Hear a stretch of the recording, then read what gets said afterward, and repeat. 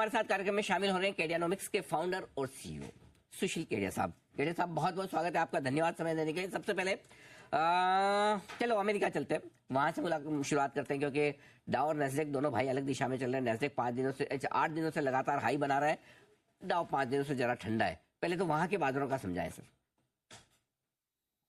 देखिए, नैस्डैक ने कल अपने बिल्कुल टॉप के स्तर को छू दिया है, पर अभी तक रिवर्सल नहीं हुआ है। आपकी मेरी जो लास्ट वीक बात हुई थी कि अमेरिका के बाजार बिल्कुल टॉप के करीब बढ़ रहे हैं और एक बड़ा टॉप वहां बन सकता है, तो हम उस प्रोसेस के बिल्कुल अब अंतिम चरण में पहुंच गए हैं।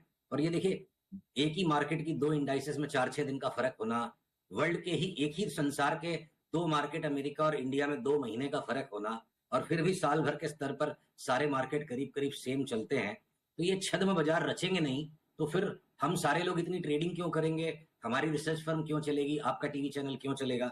अनिश्चितता को उत्पन्न करना और लोगों के मन में कि हम समर्थ नहीं है ये भाव पैदा करना बाजार का मुख्य उद्देश्य, इसलिए ये सब छल कपट बाजार करेंगे। बट अनिल जी, अमेरिका के बाजार में जो टॉप बन रहा है और अभी तक बना नहीं है, जो शायद अगले वीक तक मैं आपको पुष्टि कर दूं, इंडिया का मार्केट हो सकता है ऑलरेडी 23,200 पे निफ्टी बॉटम बना चुकी है। और ऐसे में वहां चाहे अमेरिका में टॉप बन भी रहा हो, यहां पर हो सकता है कि हम मैक्सिमम से मैक्सिमम नीचे 23,700-800 का अगर एक बार पुल बैक करें तो करें।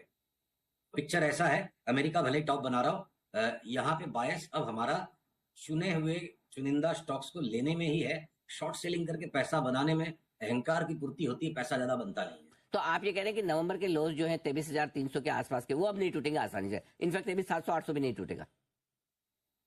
देखिए, 23,700-800 को मैं बेस बना के चलना चाहता हूं, क्योंकि छल कपट है बाजार में। अब मान लीजिए निफ्टी की परिस्थिति मैं आपको बताऊं, आपने वो शोले पिक्चर देखी थी अनिल जी?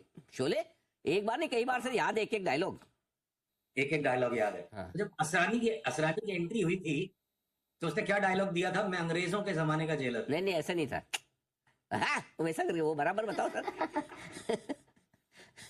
चलो, अंग्रेजों के जमाने का जेलर जो असरानी आया, उसने बोला सिपाहियों आधे इधर को जाओ, आधे उधर को जाओ, बाकी मेरे पीछे आओ। राइट। मगर निफ्टी इस वक्त अंग्रेजों के जमाने का जेलर है। हाँ।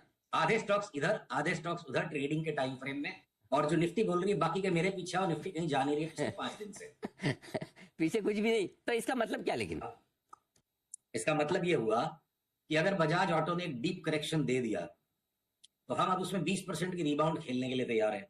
अगर सारे संसार में भय का वातावरण जोर से लौटेगा, कोई जियो पॉलिटिकल इवेंट की हमें अंदेशा हो रहा है कि क्रूड बहुत जोर से बढ़ेगा, बिटकॉइन बहुत जोर से गिरेगा, तो हम अनुमान लगा रहे हैं कि बड़ा जियो पॉलिटिकल इवेंट अगर बनता है, तो मैं यहाँ खोजता हूं कि भाई निफ्टी भले ही असरानी की तरह बिहेव कर रही है, अंग्रेजों के जमाने के जेलर बनी, अपने को तो रोज की रोटी कमानी है, तो कहाँ खोजे कौन से स्टॉक्स? तो ब्रिटानिया नेस्ले में बाई आ जाता है मेरे लिए।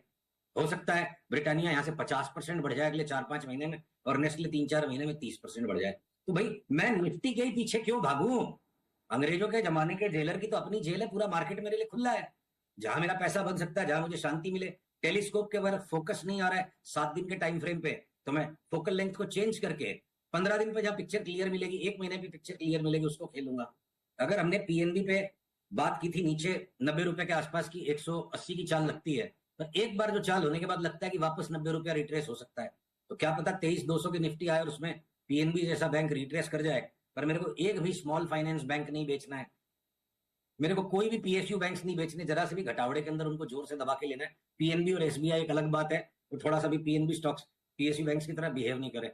अगर रिलायंस ऑलरेडी करेक्शन दे चुका है 23,700 का, बल्कि 23,600 के लेवल पे रिलायंस आ गया और किसी भी टाइम घूम जाए, भारतीय यहां से घूम जाए, वापस वोडाफोन आइडिया में जोर की तेजी शुरू हो जाए, पर वहीं पे जो Infosys, Wipro, TCS, HCL tech और टेक महिंद्रा इठला रहे हैं, तो मैं बिल्कुल चौकन्ना और चौकस होकर बैठा हूं कि जहां इनमें रिवर्सल आया अगले 1-2 दिन में पटक के दे मारेंगे इनको। कोई अमर पट्टा नहीं लिखा है किसी भी स्टॉक पे, सारे स्टॉक्स टाइम टू टाइम 20-20, 30-30, 40% के करेक्शन देते हैं, चाहे वो ब्लू चिप हो, चाहे वो ब्रूइस्ट चिप हो। रामदेव जी कल अपनी ब्रूइस्ट ब्लू चिप का कंसेप्ट जो बता रहे थे, तो एशियन पेंट्स हो, चाहे लीवर हो, चाहे कोई सा ब्लू चिप हो, 30-40-50% के करेक्शन सभी स्टॉक्स में टाइम टू टाइम आ जाते हैं। तो इन्फोसिस के कोई अमर पट्टा नहीं लिखा हुआ है कि वो घटेगा ही नहीं, या टीसीएस घटेगा ही नहीं, जबकि ये थिंकिंग है कि ये घटेंगे नहीं इसीलिए घटेंगे। तो अलग अलग स्टॉक्स अलग अलग काम कर रहे हैं। अब अगर हमें ओएनजीसी, टाटा मोटर्स या आपके जाइडस, इनमें बड़ी तेजी करनी है, पर विरोधाभास से अंग्रेजों के जमाने का जेलर बावली बातें कर रहा है, अभी निफ्टी बावली बातें करा रही है बाजार में, 4-5 दिन में करेक्शन आ सकता है। तो अलग अलग स्टॉक्स पे अलग अलग टाइम फ्रेम में अलग अलग चीजें हो रही है, अलग अलग सेक्टर्स अलग अलग काम कर रहे हैं। और इंडिया का मार्केट और अमेरिका के मार्केट भी अंग्रेजों के जमाने के जेलर की तरफ बातें कर रहे हैं इधर से उधर की। तो बड़ी सावधानी से बहुत ही सिलेक्टिव होकर काम करने का बाजार है अभी। आपने कहा कि जितने दिन का लेंस नजर आए उस लेंस सही फिट हो वैसा लगा के देखें। मैं चाहता हूँ आप 5 दिन वाला लेंस लगाइए एक बार जरा निफ्टी पर, क्योंकि आज लगातार 5वां दिन एक छोटी सी रेंज में टाइट कारोबार कर रहा है। न 24,600 के नीचे बंद होता है, न 24,700 के ऊपर बंद होता है। आज शायद 6ठा दिन हो जाएगा। ये बताएं कि किस लेवल पर और कब ब्रेकआउट मिलेगा और किस तरफ? तो अनिल जी 3 बातें हैं। हाँ, मतलब वो जो हमारा तो फेवरेट गाना है, तुमको हो जो पसंद वही बात करेंगे, दिन को कहो रात तो रात कहेंगे जी। तो जब तक निफ्टी अपना मुंह नहीं खोले, मतलब परिस्थिति ऐसी है, आप अपनी धर्मपत्नी को लेके कहीं किसी पार्टी में जाओ और मैडम बोले जी मेरा डांस करने का मूड नहीं, आप अकेले डांस करोगे तो अच्छा लगेगा क्या, बताओ? तो पहले निफ्टी को माइंड खोलने दो अपना, राइट सर। और उसके बाद मैं ये कहता हूं कि बायस अभी भी 23,700-800 का ही है।